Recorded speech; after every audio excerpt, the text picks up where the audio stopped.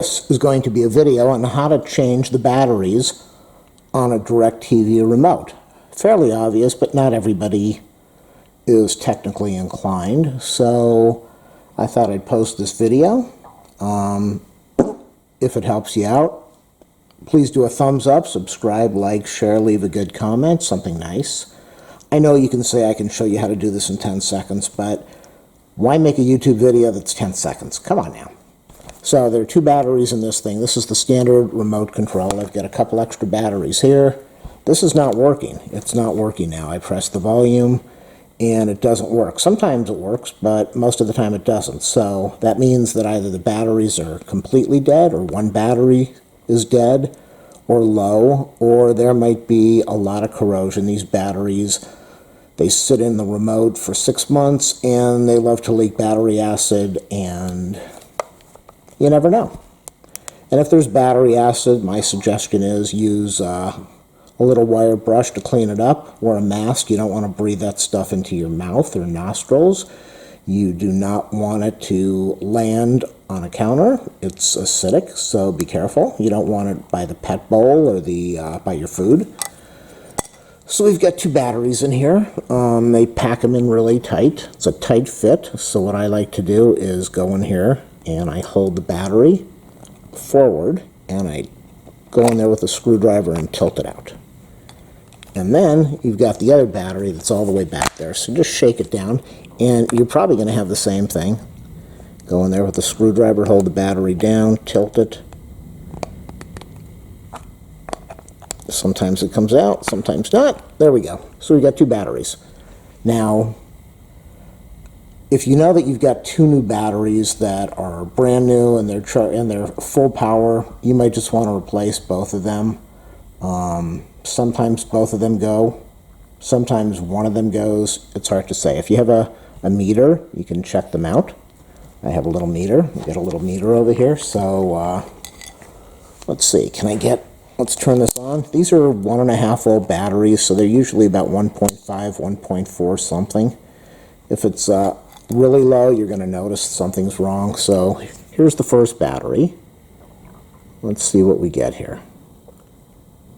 1.488, and I've got the probes on backwards. That's why we see the little negative over there.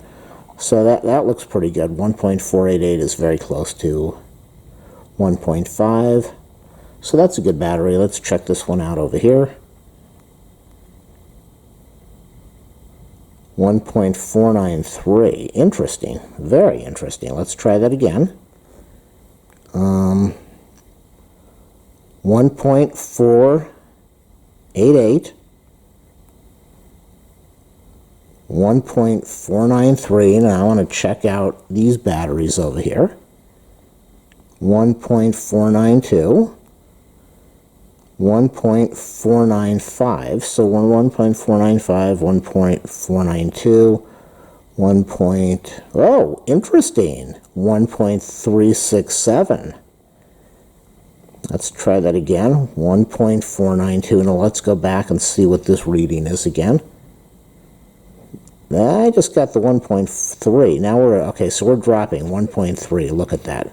There's a problem with that battery cell over there. So if you have a meter like this, it can save you some time, maybe.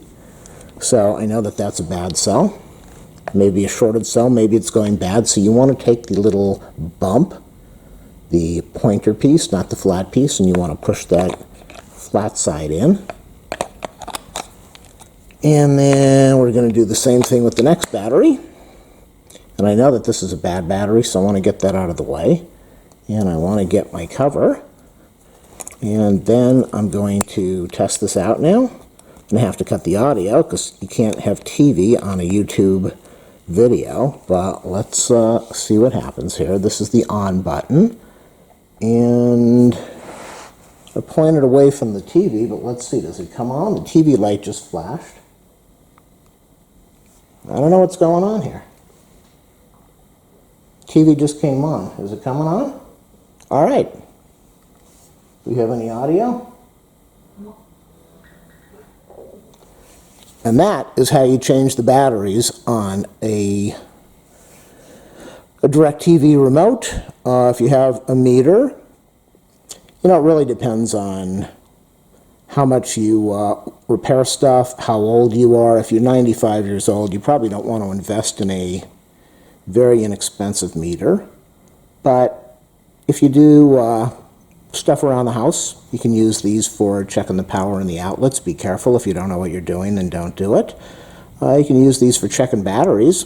So, like in this case, okay, I just got mixed up. Which one's the good battery? Which one's the bad battery?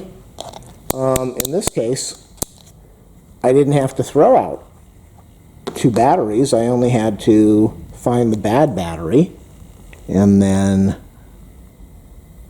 that's showing 1.4 again. That's not good. It's definitely a shorted cell. And that's how you change the battery in the remote. Thanks for watching. I hope this helps somebody.